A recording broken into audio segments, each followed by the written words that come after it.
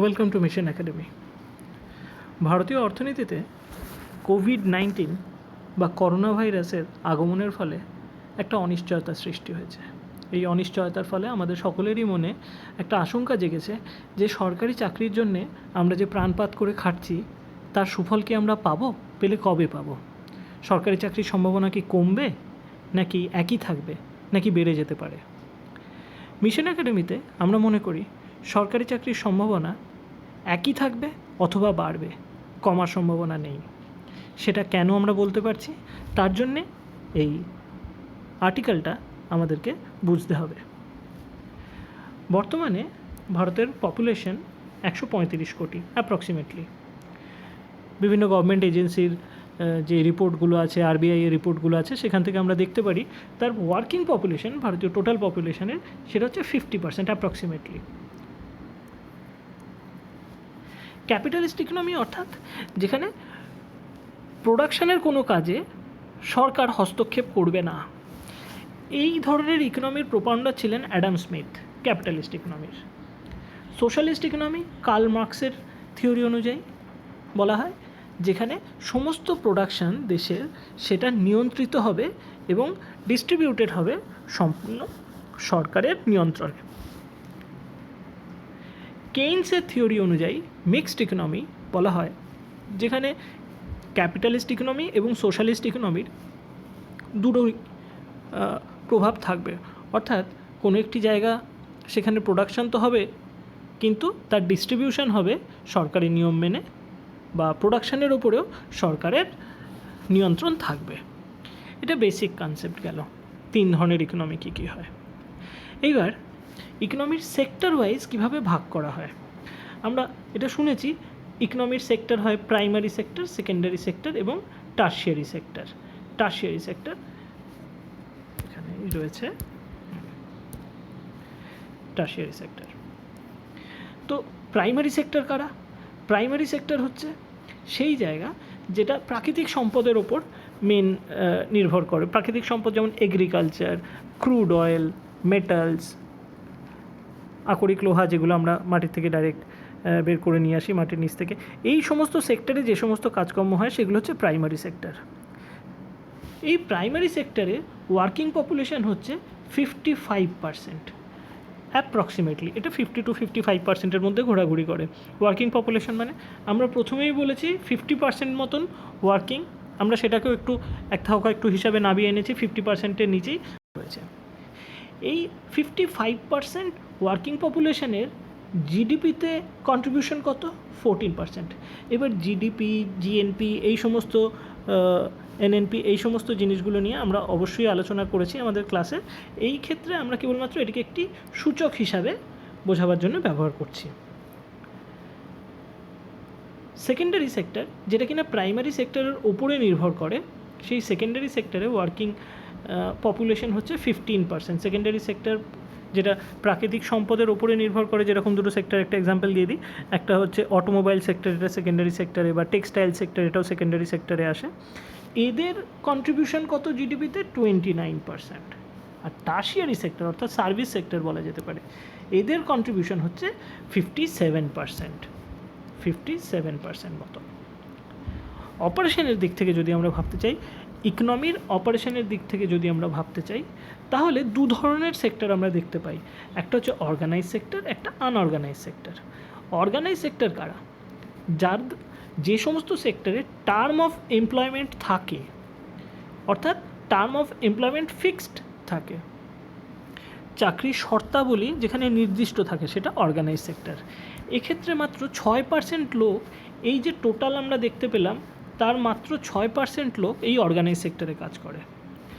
আর unorganise সেক্টরে 94% কাজ করে। সেখানে কী আছে? সেখানে টার্ম ফিক্সড নয়, আর এই সমস্ত সংস্থাগুলো গভর্নমেন্টের সাথে রেজিস্টার্ডও নয়।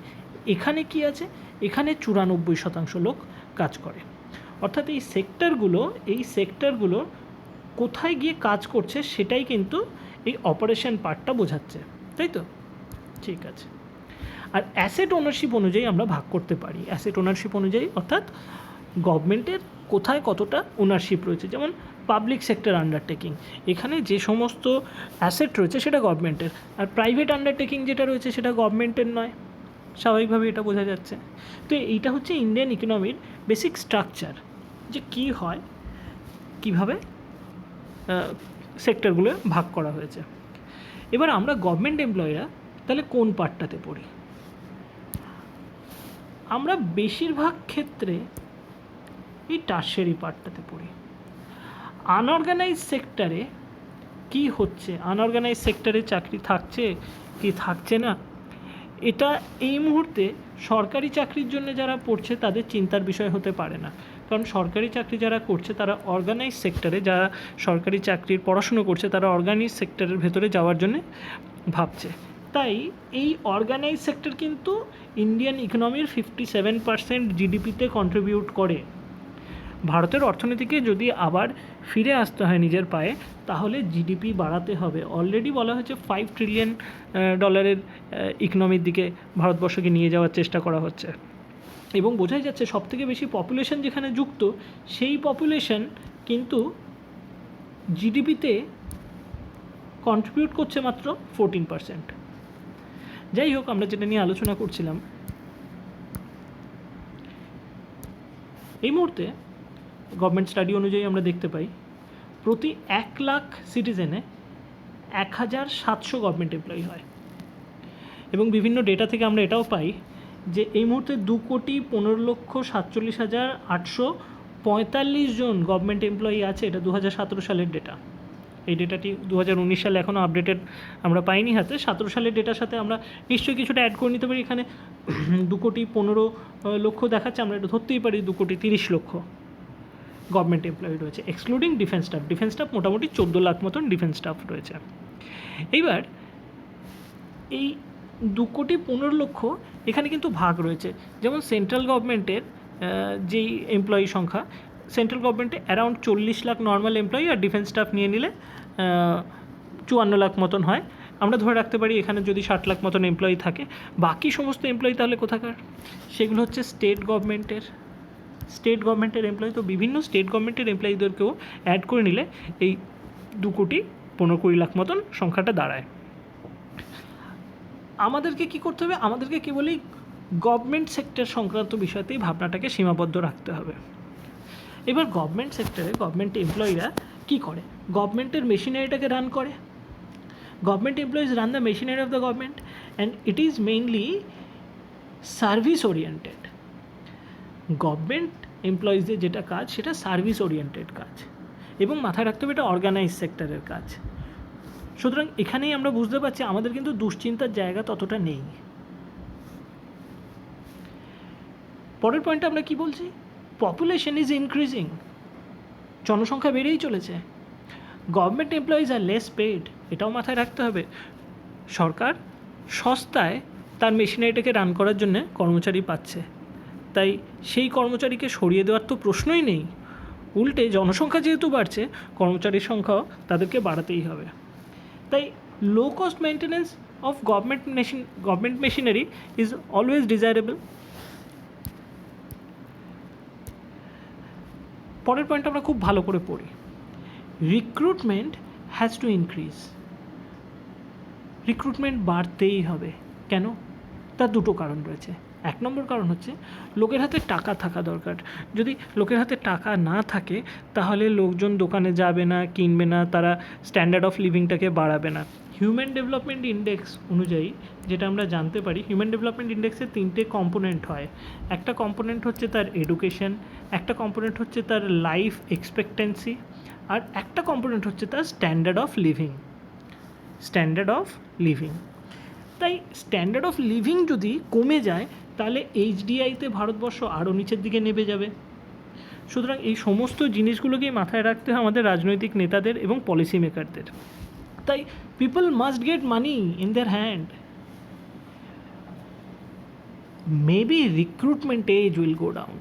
হয়তো নতুন চাকরি দেওয়ার জন্যে যারা এখন চাকরি করছেন, এরকম হতেও পারে, দুর্ভাগ্যক্রমেই হবে, কিন্তু হলেও হতে পারে তাদের চাকরির বয়স হয়তো 60 থেকে কমিয়ে 58 করে দেওয়া হলো বা 55 করে দেওয়া হলো, যাতে কী হবে, নতুন ভ্যাকেন্সি তৈরি হয়, কিন্তু নতুন ভ্যাকেন্সি তৈরি হতেই হবে, গভর্নমেন্টকে নতুন ভ্যাকেন্সি দিতেই হবে, তার কারণ এটা একটা রাজনৈতিক অস্থিরতা তৈরি হতে পারে, সামাজিক অস্থিরতা তৈরি হতে পারে, যে কারণে গভর্নমেন্ট জবের স্কোপটাকে বাড়াতেই হবে। এবং গভর্নমেন্ট সবসময় নিজের অর্গানাইজড সেক্টরের ভেতরেই গভর্নমেন্ট জবের স্কোপটাকে বাড়াতে পারে, আনঅর্গানাইজড সেক্টরে গভর্নমেন্ট ফোর্স করতে পারে না, অর্গানাইজড সেক্টরে গভর্নমেন্ট এটা সবসময় ফোর্স করতে পারে। অর্গানাইজ সেক্টরে আমরা যেটা দেখছিলাম অ্যারাউন্ড 6% রয়েছে। এই 6%-এর ভেতরে দুটো ভাগ হয়। একটা ভাগ হয় যেটা হচ্ছে এই গভর্নমেন্ট সেক্টরের জন্য, আর একটা হচ্ছে কর্পোরেট সেক্টর। তাহলে কর্পোরেট সেক্টরগুলো অ্যারাউন্ড 2% আর গভর্নমেন্ট সেক্টর অ্যারাউন্ড 4%। তোমাদের ক্যালকুলেশনের জন্য যদি তোমরা করে দেখতেও চাও, একটা হিসাব করে দেখে নিও যে টোটাল 135 কোটি লোকের ভেতরে 50% হচ্ছে তোমার ওয়ার্কিং সেক্টরে কাজ করে, টোটাল ওয়ার্কিংয়ে আছে, আর তার 4% গভর্নমেন্ট সেক্টরে আছে। একটু হিসাব করে দেখো ক্যালকুলেশনটা কোন জায়গায় যাচ্ছে, এবং ডেটাগুলোকে যে কোনো সময় আরবিআই বা গভর্নমেন্টের ডিফারেন্ট সাইটে ডেটার সাথে ভেরিফাই করে দেখতে পারো। Maybe salary would be less. তাহলে কি হতে পারে? স্যালারি কম হতে পারে। কখন? এই গভর্নমেন্ট জবের ক্ষেত্রে কিন্তু সেটা দিয়ে তো আমাদের ভাবনার দরকার নেই, তার কারণ সবাই যদি কম ইনকাম করে তাহলে কারোরই খারাপ লাগার ব্যবস্থাটা থাকবে না, ভাবনাটা থাকবে না যে এ তো বেশি পাচ্ছে আমি কম পাচ্ছি। টোটাল ইকোনমিক স্লোডাউন হলে ইকোনমিক স্লোডাউন হবে, জিনিসপত্রের কম দাম থাকবে, লোকের হাতে পয়সাও কম থাকবে, বা দাম বেশি হলে সেই হিসাবে পয়সা বাড়বে। আমরা এগুলো জানি, এগুলো আমরা আলোচনা করেছি, সিপিআই, ডাব্লিউপিআই, কী বিষয়ের উপর জিনিসপত্রের দাম মূল্যবৃদ্ধি এগুলো নির্ভর করে। তো যাই হোক, মেন আলোচনার বিষয় ছিল সরকারি চাকরির সংখ্যা কি কমবে না বাড়বে। তো এই আলোচনার থেকে আমরা বুঝতে পারি সরকারি চাকরির পরিমাণ এক তো থাকবেই, উল্টে বেড়ে যেতে পারে।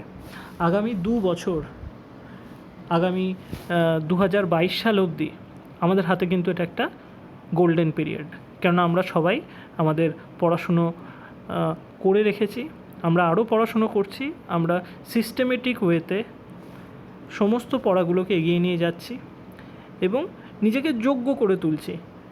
এখানে কোনো ভাগ্যের বিষয় নয়, যে নিজেকে যত যোগ্য করে তুলতে পারবে সে তত সহজে এই সরকারি চাকরি পেয়ে যেতে পারবে।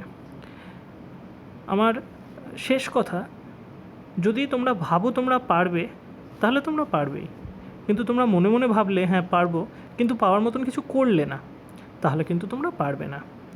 তাই তোমাদের সকলকে অভিনন্দন জানাই যে তোমরা এই বিষয়টি বুঝতে পেরেছো এবং সরকারি চাকরির পড়াশোনার জন্য নিজেদেরকে আরও মোটিভেট করে এগিয়ে যাবে। So there will be more job for sure. Thank you.